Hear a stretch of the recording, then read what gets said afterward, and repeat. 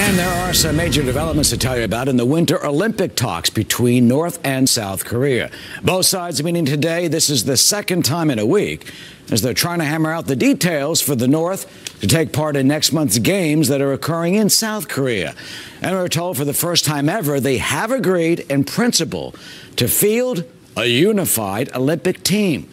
Senior Foreign Affairs correspondent Greg Palcott now live in London. So, Greg, what exactly was discussed in those talks today? Well, Eric, yeah, there was more Olympic diplomacy on the Korean peninsula today. This time, the South Korean delegation of officials crossed over the military demarcation line there at Panmunjom, DMZ, where we were last week, and met with North Korean officials. This about North Korea's participation in next month's Winter Olympics in South Korea. Along with both South and North Korean sides appearing under the same banner, there's also discussion of fielding at least one actual combined team. That would be women's ice hockey. Also, the North Korean artistic contribution to the games discussed. North Korea agreeing to send a big orchestra. Also, there have been reports that they're going to be sending their official girl group to the games. But, Eric, to show you how tricky even that is, there's controversy over this group. It's supposed to be Kim Jong-un's favorite. Ah, okay. We'll see if that indeed happens. Meanwhile, there's some backlash towards South Korean President Moon. I mean, he praised President Trump and some of his views. What can you tell us about that? Yeah, again, Eric, we were there last week. We heard these words from President Moon, very strong, saying that President Trump helped facilitate these breakthrough talks. Well, over the weekend, North Korean state media blasting that, saying that's absolutely not to be believed by the regime of North Korea. Regime of Kim Jong-un even threatening not to go to the Olympics after also what they called rash remarks by the South. The remarks, well, they want the nukes removed from North Korea.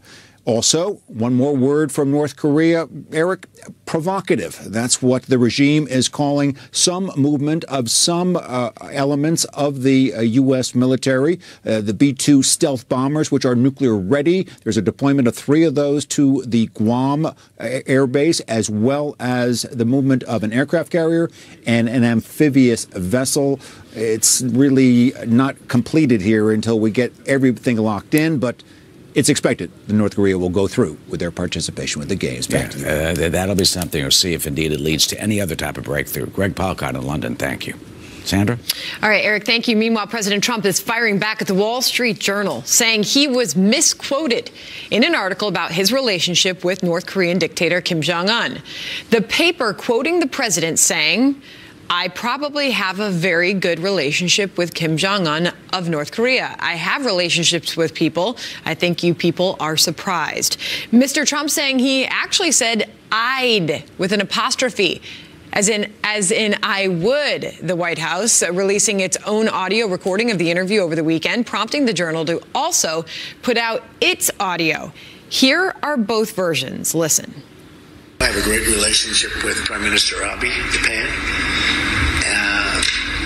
And I probably have a very good relationship with Kim Jong-un of North Korea. As you know, I have a great relationship with Prime Minister Abe of Japan. And I probably have a very good relationship with Kim Jong-un of North Korea. James Freeman, assistant editor for the Wall Street Journal's editorial page, joins us this morning. So the president says he was misquoted. The Wall Street Journal stands by its reporting. Where does that leave us this morning? Yeah, I think I should say I'm on the opinion pages. I don't speak for the reporters on the news side. I think they got it right as I listened to it. I understand from his perspective, if you hear the context, maybe you can see it the other way. But I think the most interesting part of that interview is when the Journal reporters asked him, "Have you spoken to Kim Jong-un?" He didn't want to answer that. Now, but to be fair, that's been his strategy all along, right, though, James? I mean, he does not want to broadcast his strategy. Okay. He doesn't want to publicly say how he's, but still, you say the biggest news is him not saying, "No, I haven't spoken with the dictator." Yeah, I'm not sure. Obviously, that would be big news if he had. And this is really the question. You get to what is the art of the deal here? He started out publicly with a very hard line. The South Korean president has obviously wanted to take a softer line, and I think the president, our president, is trying to manage that. But on the other hand, you have seen the North Koreans maybe showing a little more willingness to talk. To be fair, you know, the president, nobody was really making a big deal out of this apostrophe or lack thereof or inclusion of until the president really pointed out and said, I did not say that. I mean, why is it coming down to this, do you believe? Yeah, it's a good question. I mean, I guess I would say if you're looking for fake news targets, this is probably not one. I would say looking across the media landscape, I mean, there are other networks, for example, that spend a lot of time with non-doctors issuing diagnoses on his mental health or calling him a liar. This one, as I said, I think our reporters got it right. But I don't know why he's chosen this moment to talk about it. It is obviously with the Olympics coming up. This is a key moment in terms of his relationship with South Korea and how he's going to somehow get that nuclear and missile issue with North Korea addressed. And the frustration is he's had the South Koreans negotiating. The North is saying we're not going to talk about getting rid of our missiles and our nukes. They're giving him credit for the talks, They're giving him credit for the talks, but they've opened up some daylight here, and I think that's what's made it difficult. Is it seems like the South Korean president is a lover, not a fighter, and that's fine. No one wants a war there, but it does make the negotiation challenging for our president, I think. It was indeed a wide-ranging interview in your publication, The Wall Street Journal, and they titled it, Donald Trump Signals Openness to North Korea Diplomacy in this interview, citing a positive relationship with the nation's leader.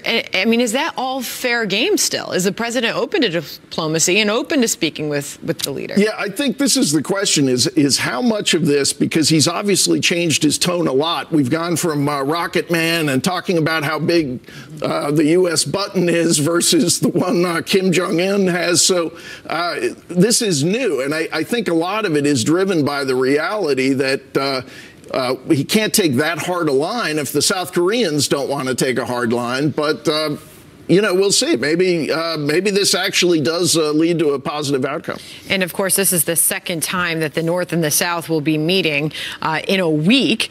You just wonder if this is going to lead to a diplomatic solution after all. You know? Yeah, I guess I wouldn't.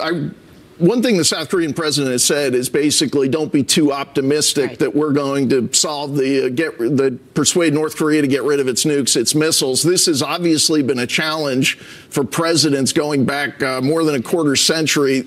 They've all failed prior to Mr. Trump.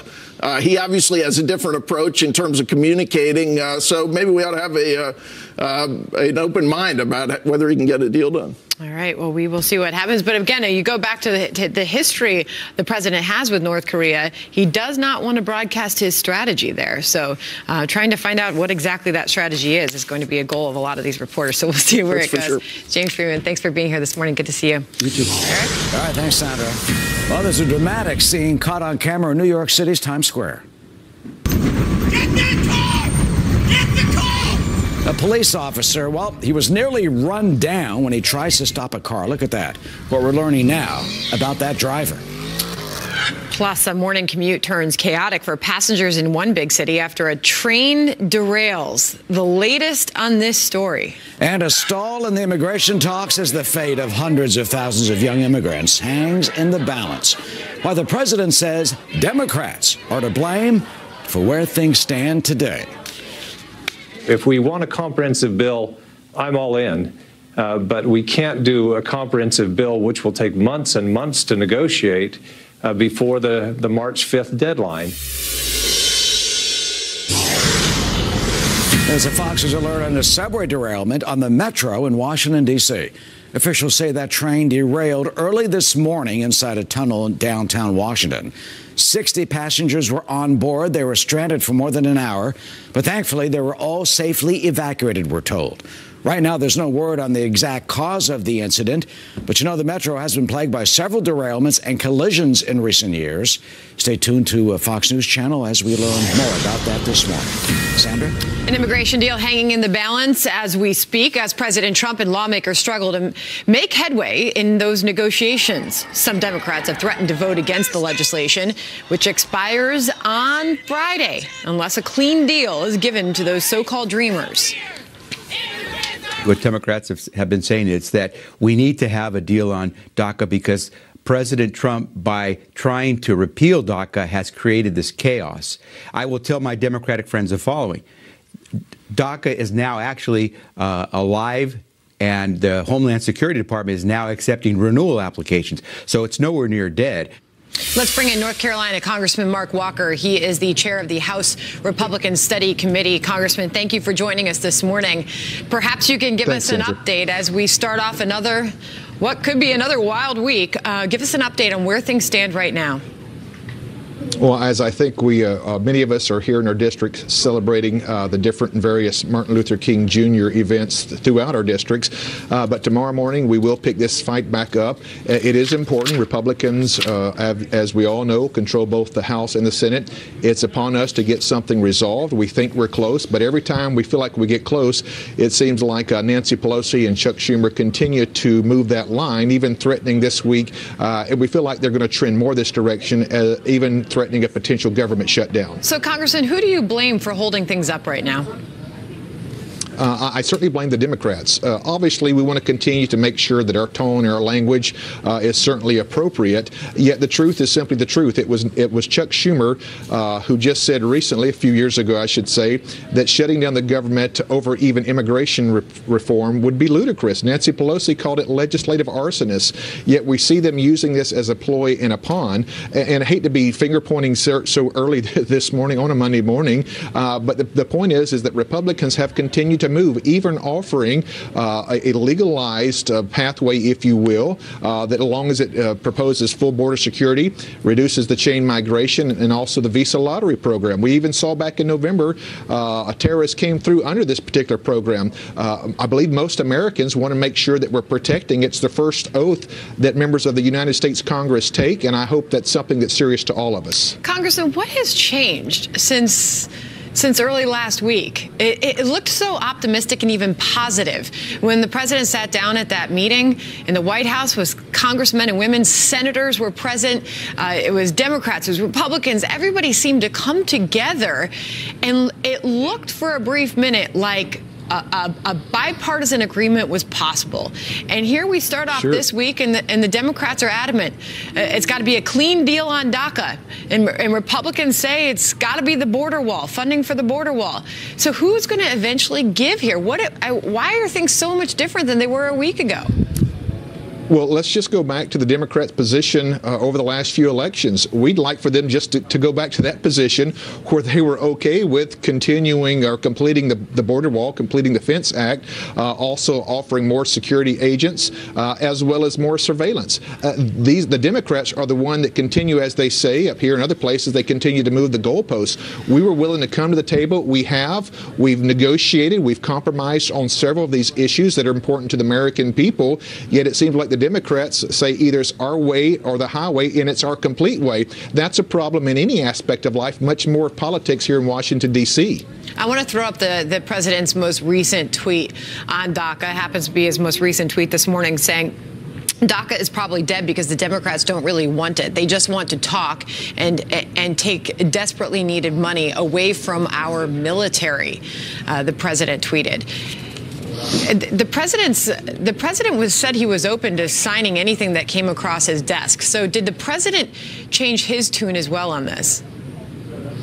He might be part of the negotiation process, but I don't think he's changed very much. In fact, he's completely spot on when it comes to our military and defense. Think about this statistic. Over half of the Navy planes and jets do not fly because of deferred maintenance. That means we haven't been keeping them updated because of the cost. We put it in other different programs. I've stood in the empty silos in Alaska where missiles should be to be able to thwart any kind of intercontinental ballistic missiles that may be coming our direction. We have depleted and gutted the military and reinvested those taxpayers' dollars other places. So if the Democrats are willing to shut down the government when we're at a very crucial time dealing with things with Iran, with North Korea, I think it would be a very fatal mistake for the Democrats to use such posturing. Congressman, I have to leave it there, but put on your forecasting hat for me. How does this weekend?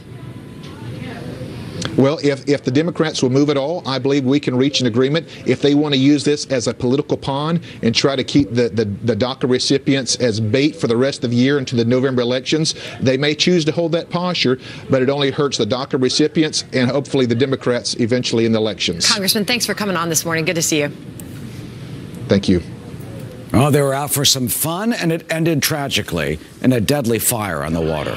Desperate passengers jumping overboard when a crowded offshore casino boat goes up in flames.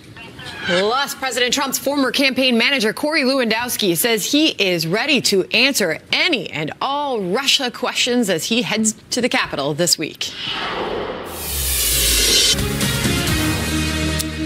Well, meanwhile, in Washington, two of President Trump's key former campaign advisors are expected to appear this week on Capitol Hill. Corey Lewandowski has agreed to testify before the House Intelligence Committee, and Steve Bannon may also, all part, of course, of the ongoing Russia investigation. Chief Intelligence Correspondent Catherine Herridge live now in Washington with a preview. Hi, Catherine. Well, thanks, Eric. Speaking to WABC Radio, the former Trump campaign manager said he would testify voluntarily this week to the House Intelligence Committee behind closed doors. Lewandowski, who we expect on the Hill midweek, said he's not concerned because he has no ties to the Kremlin. I have nothing to hide. I didn't collude or cooperate or coordinate with any Russian agency, Russian government, or anybody else to try and impact this election. I'll be happy to come out and set the record straight about my lack of involvement with any type of foreign entity. Also scheduled for this week, Steve Bannon, the president's former chief strategist. In this session, the focus will be on Bannon's time as Trump's campaign chief and not his time at the White House. Bannon is expected tomorrow behind closed doors. And for some context, the House Intelligence Committee routinely conducts their interviews in private because the testimony often touches on classified issues. The final 2 weeks of January are shaping up to be on a fast track for that committee, trying to arrange the testimony from senior FBI officials, most were part of former Director Comey's inner circle. They include the demoted FBI agent Peter Strzok, who sent anti-Trump text messages to FBI lawyer Lisa Page, who he was having an extramarital affair with. Page and was also reassigned. Former FBI General Counsel James Baker is also expected to testify. The one to watch may be David Kramer. The committee's Republican leadership has issued a subpoena for Kramer. He works for Senator John McCain, and as Fox first reported in December, British court records state Senator McCain ordered Kramer to get a personal briefing from the British spy who compiled the dossier and then returned to Washington, D.C., where the opposition research firm Fusion GPS would provide McCain with hard copies of the dossier. A source familiar with the matter told Fox that the evidence strongly suggests Kramer has information about the British spy's sources for the dossier and may even have an understanding as to the extent to which the FBI relied on the dossier. Kramer has passed on multiple requests for comment from Fox News, Eric. All right, Catherine, that Kramer angle, quite intriguing. Yeah, very interesting, yeah, for sure. Absolutely. Sandra? Thanks. A terrifying moment at one country's stock exchange after the floor collapses out of nowhere. The details on how this happened straight ahead. Plus, a top Republican senator saying he is hopeful now that the GOP will keep their majority in 2018 at the election in November. Well, we'll take a look at some of the most critical races and look at the midterm math coming up. Plus, the legal sale of pot is generating a lot of dough for the government. We explain why some governors don't want to give up the controversial business. Is live in London with more on this story, this boggling story, and many people hurt, Benjamin. Many people hurt, but no one dead, very fortunately. We still don't know what caused it, but we're speaking to people out there and they say it could have been a lot worse. As you mentioned, it happened at lunchtime, and so many people had fortunately left the building at the time that this mezzanine just collapsed. It gave way as a group of around 30 students were walking across it. 75 were hurt in total as whole slabs of concrete crashed down around them, trapping some of the injured, and the room filled with dust, causing immediate panic. Police cordoned off the complex as people fled. The more seriously injured were taken away to be treated at 4 local hospitals.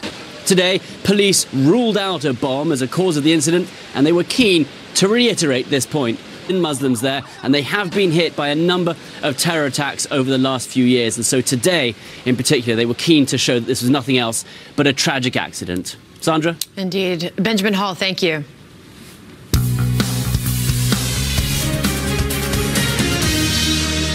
People are fired up, and that's good. People are engaged in politics. There's people engaged in levels they've never been engaged before. People on both sides of the aisle who supported President Trump had never been involved in politics before. People who may be on the left side of the political spectrum who are engaged in activities they've never been engaged before. That's good. Oh, that's Colorado Republican Senator Cory Gardner saying he's hopeful Republicans will be victorious in the midterms. But right now, Republicans are holding on to a very slim majority in the Senate. So what's going to happen? Let's bring in our political panel, Katie Pavlich, editor at townhall.com and a Fox News contributor, Emily Tisch Sussman, campaign director for the Center for American Progress Action Fund and a Democratic Strategist. Welcome to you both. Good morning. Good morning. Emily, let me start with you. What do you predict? I do predict there to be very high Democratic turnout and that Democrats will pick up a lot of seats both at a federal level. I actually think the House is probably more likely to flip than the Senate, but there's going to be a lot of Democratic pickup in both houses and state level. I think there's a ton of governor's races that are up right now, and state legislatures may swing as well. What we're seeing all over the country is that people see that there is full Republican control at many state levels and totally at a federal level, and the Republicans cannot govern, and they are not finding a backbone to stand up to Trump. Well, you so when just Trump heard Cory dominates the news every day. Yeah, but you just heard Cory Gardner say that the base is energized, Emily. Yeah, I'm not entirely sure what he's talking about. Maybe he's talking about Trump's base, which is why Trump's numbers never break above about 34%, which is his hardcore base. Republicans are really in a bind right now. They know they can't abandon that base that still supports Trump, but they are totally losing the middle. They're totally losing independents who are willing to give Trump a chance. You see it all over in every election we've seen, particularly in the suburbs. All right, Katie, are Republicans in a bind? Well, look, after the decimation of the Democratic Party due to Barack Obama's ideology, meaning 1,000 seats across the country, local, state, and federal, Democrats only have up to go. The bar is pretty low for them. But in terms of what Republicans are going to have to do, yes, they need to be worried. They are going to have to work very hard on getting their voters to turn out. There are a number of Republicans who aren't running for re-election, many of them in districts that Hillary Clinton won in 2016 against President Donald Trump. But if Republicans can stay on message, talk about their economic agenda, remind people that it was Democrats who voted against them getting their $1,000, $2,000 bonuses and their increase in wages this year because they all voted against the tax reform bill, I think that they'll be okay. Yeah, Katie, what about that? I mean, the fact is the tax reform bill and the economy will certainly be front and center. So you think that the president and the Republicans will be waving, you know, those fake, phony kind of checks to remind people that they are getting those bonuses, Katie?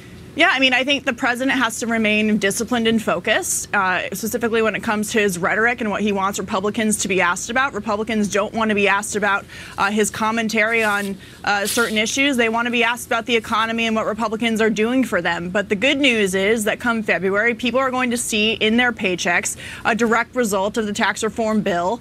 We've seen electric companies across the country lower their rates. We've seen the minimum wage be increased in companies that the left is demanding the government force them to increase those wages for years, and they just did it voluntarily because there's less government involvement. And we're also seeing businesses across the country hiring more because of the deregulation going on. So Republicans should stay focused on that message and take Bill Clinton's advice. Yeah, I'm glad we're talking about the tax bill because not only it's true there have been a minimal number of increases from companies, but actually what we're seeing overall is we're seeing companies cuts. We're seeing companies cut jobs. Just last week we saw Sam's Club closing 63 locations. That's going to result in 11,000 layoffs in places where there are no other job opportunities. That is true, Emily, but at the same time, Walmart, they're giving out the checks and hiring more people. I'm sorry, Absolutely, Katie. I commend them, but I think that people probably want jobs more than they want a one-time infusion. The people that are happy are the Republican donors. Look, that came from elected Republicans in Congress saying, if we don't pass this tax bill, our donors won't come for us. Right, so Katie, I think we really know who's happy. Wait a minute, Emily. Katie, what did you say? You had some figures? I just find this elitist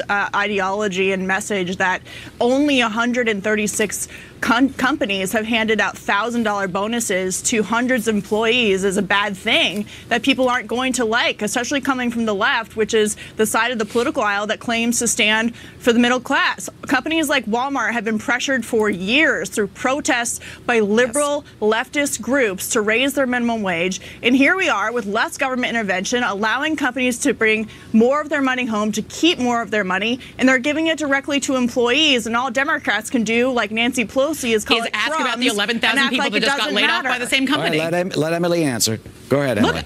Look, but what about those 11,000 people from the exact same company that just lost their jobs? This is clearly smoke and mirrors to get people talking about the fact that there are some increases coming in, and we're thrilled that that is happening. But the fact that people are now losing jobs in areas that are not going to come back, what about that? Republicans only take credit for one piece of the economy. What about the one company that Trump intervened in, Carrier, who said they wouldn't send the jobs? He took credit for the fact them saying they wouldn't send jobs to Mexico. And guess what? Last week they did. After the tax bill passed. Well, they you still want to take credit, you got to take credit for every piece. 1,100 jobs in that Indianapolis factory. They do, and it is the third time they have sent jobs overseas since this administration. And that was before the corporate tax rate was lowered. That was before 22 regulations for everyone new one put on the books. That was before when they were looking at all of the regulations on the books. This happened 9 months ago when they made this decision. The final pieces of this were implemented last week. So as we go forward, deregulation has allowed the economy to flourish and grow. GDP is up. More people are employed. People are looking for work and finding it. Katie, that is a far cry from the 8 years that we saw under Barack Obama. We're up against the clock, and that is the debate we're going to be hearing about all through the next year. Katie and Emily, thank you. Thanks. Thank you. Some shocking video for you this morning. A New York City police officer nearly run down by a luxury car as the driver speeds away in Times Square. Wow, it just happened down on the corner from where we are. And there's some stunning new developments in the Las Vegas shooting massacre in October. Well, we're now learning about the suspect's girlfriend as we continue to try and learn the motive behind that horrible attack that killed 58 people. And panic in Hawaii as a false alert goes out warning of an incoming ballistic missile. How can this happen? And what's being done to prevent a repeat? Retired four-star General Jack Keane is on deck to discuss. I apologize for this. This is my responsibility and my team. But please keep in mind that, again, the threat is there. If this comes out, you're going to have only about 12 to 13 minutes of warning for an actual event, and please take this to heart. It's a human error. There is a screen that says, are you sure you want to do this? Okay, again, that's already in place. Now, we had one person, human error, and that thing was pushed anyway. This false alarm is a terrible thing to happen, and we have implemented changes already to assure that it doesn't happen again. We will further refine the processes as we go forward. Retired four-star General Jack Keane, chairman of the Institute for the Study of War and Fox News senior strategic analyst, joins us now. And I think, General, I'll start by asking the question so many have this morning, and how can this happen? Yeah, well, certainly it's frustrating. In the Hawaii Emergency Management System, in their computers, from what I understand, at the shift change day, one of the things that was downloaded to the new operator coming on was the choice to make between test missile alert or missile alert. And regrettably, he selected, or she, missile alert. And that broadcast out over their emergency management system. And then also in their system, they're writing actually a federal communications backbone that FEMA has put out. And to correct it, they had no immediate correction. And that's why, as you suggested in the introduction, it took 38 minutes. So that's as bad as a mistake as the first one. These are easily rectifiable, and I'm sure they must have them fixed by now. Well, they have, and now it'll take two people to authorize that alert to go out. Perhaps a third button, if you will, to send a cancellation notice, because 38 minutes was a long time, and as we can all imagine, created a lot of chaos there in Hawaii. But U.S. authorities, we are told, were alerted immediately to this, including the president, General Keane. What would have been the order of events? The U.S. would have obviously knowledge of this before an alert would have gone out in Hawaii. Well, if we actually had a missile launch, first of all, any missile launch in the world, at the moment of the launch, the United States is aware of it. We're the only country in the world that has the number of satellites and sensors to detect any missile launch in the world, and certainly we have a special focus on North Korea. So what the United States military are doing, when you have a launch, and they begin, second thing they're doing is they know they have a launch, and now they're tracking it to determine where that is going. Is that track lead to one of our allies? Does it lead to the United States? And while they're doing that, And once they're able to identify the track, then they'll notify the appropriate geographic command. In this case, it would be Pacific Command. And they, in turn, would notify the emergency action of the local governments within their command to take final action in terms of notifying the people. The last thing the United States military has got responsibility for, not only to identify that there's a launch, not only to track that launch, but also to intercept that launch, either using sea-based missile interceptors or land-based missile interceptors. In the hours that followed all of this Saturday morning, this happening, the governor came out and apologized for this mistake having happened.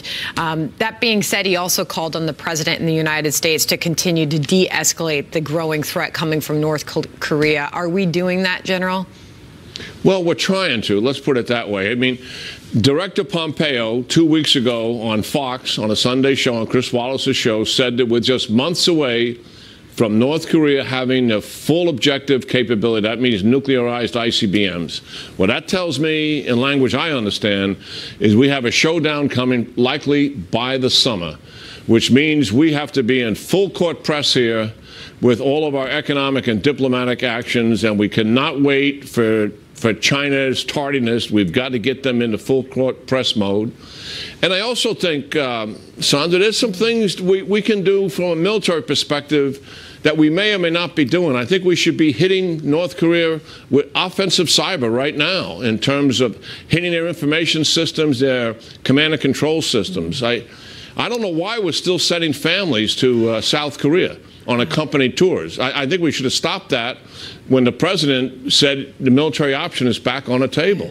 It doesn't make any sense to me, and I think we should make some plans to get those families out of there eventually and to get the several 100,000 Americans out of there eventually. All right, General, always good to get your perspective. Thanks for coming on this morning.